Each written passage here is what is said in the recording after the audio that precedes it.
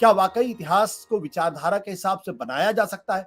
क्या वाकई में भारत का जो वामपंथ था, जो लेफ्टिस्ट थे, जो कम्युनिस्ट थे, जो एक समय बहुत डोमिनेंट थे एकेडमिया में, क्या उन्होंने गलत तरीके से इतिहास को पेश करने की कोशिश की, जो आरोप लगाए जा रहे हैं? इन्हीं सब चीजों पर चर्चा करेंगे प्रोफेसर आदित्य मुखर्जी से। प्रोफेसर साहब, आपका बहुत बहुत स्वागत है हमारे इस विशेष कार्यक्रम में। ये जो अभी जिस तरीके से सरकार कोशिश कर रही है, उसको आप किस नजर से देख रहे हैं? क्या आप मानते हैं कि एनसीईआरटी की अलहदा अपनी कोशिश है, या वाकई सरकार की तरफ से प्रायोजित कार्यक्रम है? देखिए, अभी जो ये कोशिश हो रही है, जिस तरह से वो खुद बताते हैं कि हम तो इसलिए कर रहे हैं कि बच्चों पे कोविड पे बहुत ज्यादा बोझ हो गया है, तो उनका बोझ लाइटन करने के लिए हम ये डिलीशंस कर रहे हैं। ये बात बिल्कुल ही नामुमकिन है, कोई विश्वास नहीं कर सकता इसको, क्योंकि इसकी एक हिस्ट्री है। ये हिस्ट्री में इंटरवेंशन की बड़ी लंबी हिस्ट्री है। जी, ये तब से शुरू होती है जब से कि आरएसएस का पर बैन हटता है, उन पे बैन लगता है। गांधी जी के मर्डर के बाद उनके एसोसिएशन के से शक होता है, इसीलिए उनका बैन होता है, और बैन हटता है। और ये इस अश्योरेंस पे कि अब वो सिर्फ एक कल्चरल ऑर्गेनाइजेशन होंगे, वो पॉलिटिक्स में नहीं हिस्सा लेंगे, क्योंकि उनका पॉलिटिकल इंटरवेंशन देश के लिए खतरनाक समझा गया था उस वक्त, राइट। परंतु उनका जो कल्चरल इंटरवेंशन है वो 1950 से ही शुरू हो जाता है, और 52 में वो पहला अपना सरस्वती शिशु मंदिर आरएसएस का स्कूल बनाते हैं, जो गोलवालकर साहब जिसको इनॉग्रेट करते हैं, आरएसएस चीफ। और तब से वो शुरू होता है। और आरएसएस स्कूल में जो पढ़ाया जाता है, जिसमें कि बच्चों, छोटे यंग बच्चों के दिमाग में जहर घुला जाता है। हमने एक पूरी किताब लिखी इसके ऊपर, जिसका नाम है RSS school texts and the murder of Mahatma Gandhi. इसमें हमने एनसीईआरटी की रिपोर्टों में से निकाल के दिखाया है कि क्लास 4 के बच्चे को, 9 या 10 साल के बच्चों को आरएसएस की स्कूल टेक्स्ट बुक में क्या बताया जाता है कि जहां इस्लाम जाता है वहां उस देश की बर्बादी हो जाती है। Mothers and sisters are humiliated, माँ बहनों को ह्यूमिलिएट किया जाता है, मंदिर तोड़ी जाती हैं, टेम्पल्स तोड़ी जाती हैं, एटसेट्रा एटसेट्रा। और उन्हीं किताबों में यह भी बताया जाता है कि कुतुब मीनार कुतुबुद्दीन ऐबक ने नहीं बनाई थी, बनाई तो समुद्रगुप्त ने थी। कुतुबुद्दीन ऐबक ने उसको तोड़ी थी, तोड़ के उसका नाम बदल दिया था, एटसेट्रा। तो मैं ये कहने की कोशिश कर रहा हूँ कि हिस्ट्री में इंटरवेंशन आरएसएस का बहुत पुराना है, पर उस वक्त 50s 60s में हम इसको इग्नोर करते थे।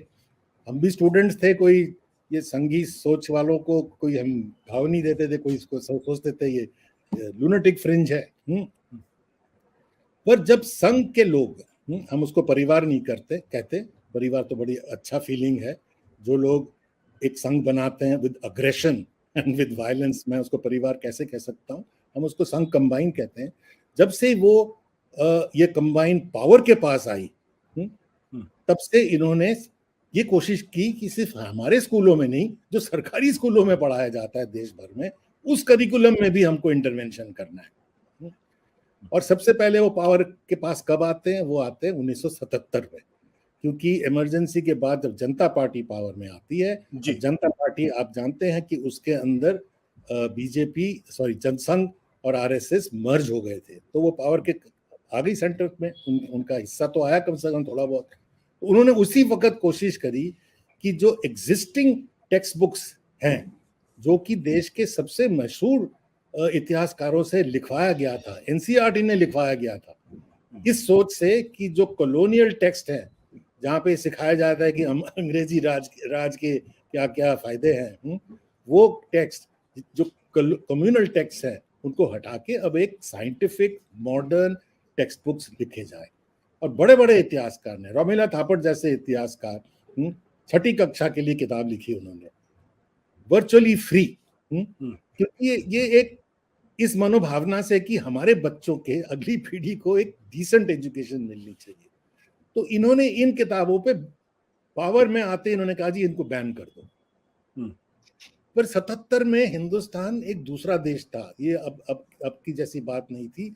उस वक्त आप जैसे लोग बहुत सारे थे, ये 2-4 जर्नलिस्ट नहीं जो कि सवाल पूछते थे। तो ये सारे देश में प्रोटेस्ट हुआ, ऑल ओवर द कंट्री, और एनसीईआरटी के अंदर भी प्रोटेस्ट हुआ कि ये कैसे हो सकता है, ये कैसे किताबें तो वो किताबें नहीं हटी, वो रह गई और फॉर डेकेड्स रह गई।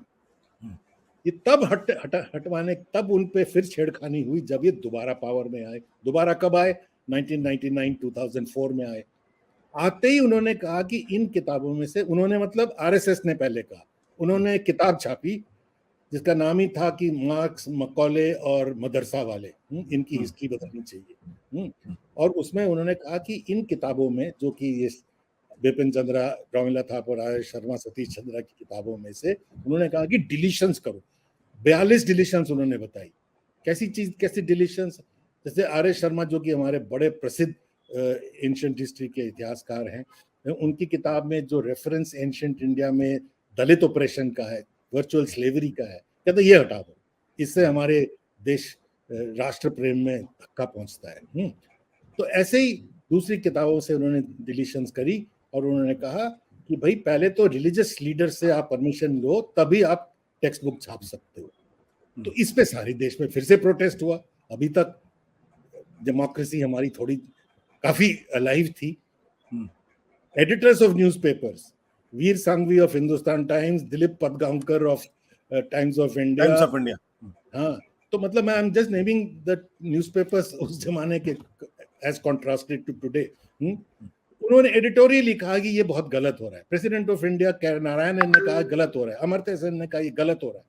हमने इन सब की राइटिंग्स को कलेक्ट किया in this booklet called communalisation of education.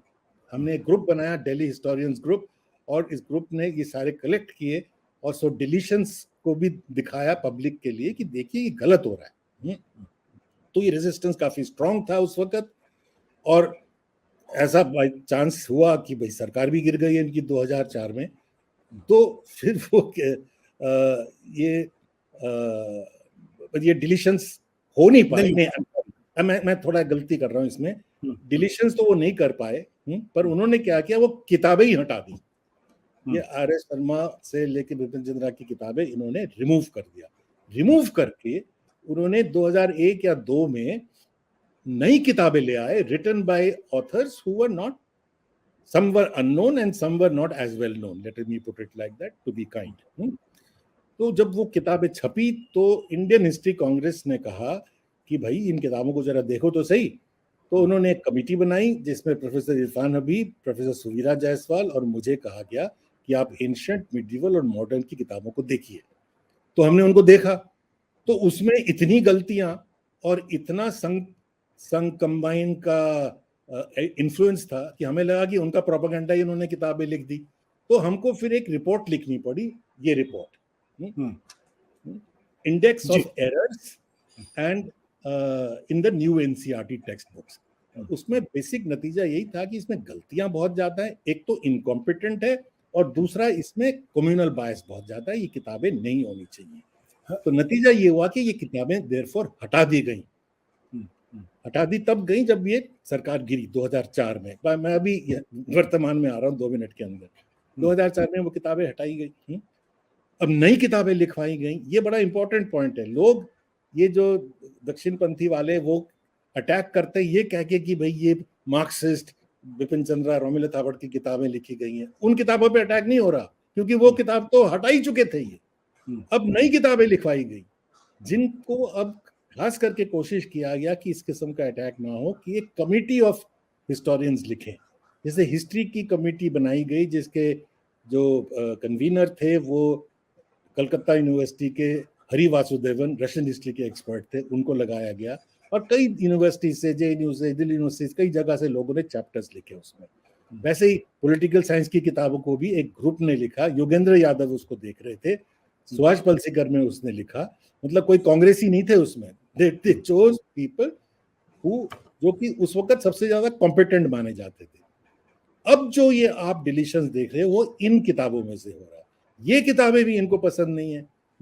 उसमें से आप देख रहे हैं कि मुगल हिस्ट्री का हिस्सा निकल जा रहा है, गांधी जी के असैसिनेशन का जो किस माहौल ने वो असैसिनेशन होने दिया वो निकाला जा रहा है। और मैंने कहा ना कि एक में तो कम्युनल बायस है और एक इनकॉम्पिटेंस है। इनकॉम्पिटेंस वाला हिस्सा ये है कि इंडस्ट्रियल रेवोल्यूशन भी निकाल दिया है ना। दूसरे कल्चर्स की स्टडी है वो निकाल दिया। तो ये एक बड़ा अजीब सा एक जो ये है, मेरा कहने का मकसद सबसे बड़ा ये है कि ये एक साजिश बड़ी पुरानी है कि हाउ हमारे हिस्ट्री को किस तरह से डिस्टॉर्ट करके इस तरह प्रेजेंट किए जाए ताकि जो मुसलमान हैं वो बिल्कुल बुरी नजर से देखे जाए, उनको डिमोनाइज किया जाए, उनका दैत्यकरण हो सके। सत्य हिंदी का ऐप डाउनलोड करें गूगल प्ले स्टोर पर।